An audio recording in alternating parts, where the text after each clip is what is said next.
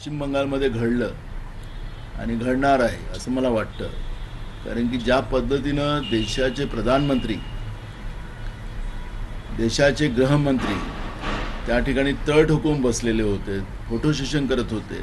एकीकडे जागतिक पातळीवर इराण, इस्रायल आणि अमेरिकेच्या युद्धामध्ये जे काही देशाच्या लोकांची त्राहीत्राही होत आहे, महागाईचा भडका उडत आहे, पाकिस्तानसारखा देश हा शांतिदूत म्हणून पुढे येतो आहे, आतंकवादी देश, आणि आपल्या देशाचे प्रधानमंत्री त्यांना एका राज्य जिंकण्यासाठी पूर्ण वेळ तिथे घालावा लागलेला आहे.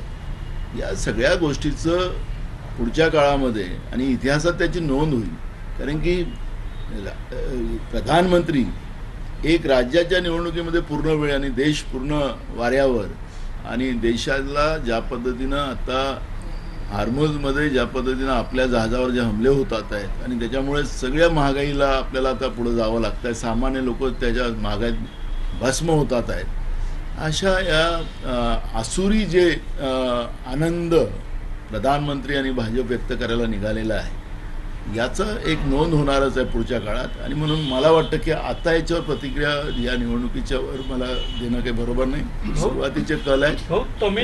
तमिळनाडूमध्ये तुम्ही स्टॅलिन सोबत सत्तेत होते, पण ती सत्ता आता उलथून लावतायत. TVK विजय, कुठल्याच एक्झिट पोलमध्ये विजय जिंकेल, त्याचा पक्ष TVK जिंकेल अशी अपेक्षा नव्हती, परंतु सरप्राइझिंगली आकडे 106च्या पुढे गेलेले आघाडीचे. मी म्हणून मगाशी म्हणालो की पश्चिम बंगाल आणि तामिळनाडू हे दोन राज्य जे आहेत, या राज्याचा कल दुपारी 2 वाजतापर्यंत हा कल क्लिअर होईल. त्यामुळे मला वाटतं की या दोन राज्याबद्दल आत्ता मी काही प्रतिक्रिया द्यावं असं मला वाटतं. पण केरळने जी मेहनत घेतली बंगालमध्ये ती कुठेतरी आता खरी ठरते, म्हणजे ते तसे निकाल समोर जातात. मी मागाशी म्हणून म्हणालो की आपला प्रश्न येणार होता म्हणून सांगितलं की ते देशाचे प्रधानमंत्री आहेत, आणि एकीकडे इराण, इस्रायल आणि अमेरिकेमध्ये चाललेल्या युद्धाचा परिणाम आपल्या देशाला भोगावा लागत आहे. महागाईच्या पुढं आपल्याला जावं लागतं आहे. आणि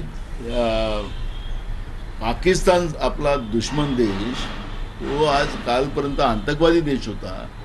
अमेरिकेच्या दृष्टिकोनातून, इराणच्या दृष्टिकोनातून, इस्रायलच्या दृष्टिकोनातून आणि जागतिक पातळीवरही सुद्धा पाकिस्तानला त्या दृष्टिकोनातून बघितलं जात होतं. आता तोच पाकिस्तान शांतिदूत म्हणून पुढे येतो आहे.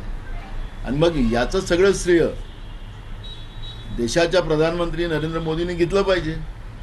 एकीकडे बंगाल जिंकण्याचा आनंद अगर BJPवाले व्यक्त करत असतील, तर देशाला अडचणीत आणून जागतिक पातळीवर देशाची थुतू करवायची व्यवस्था केली गेली.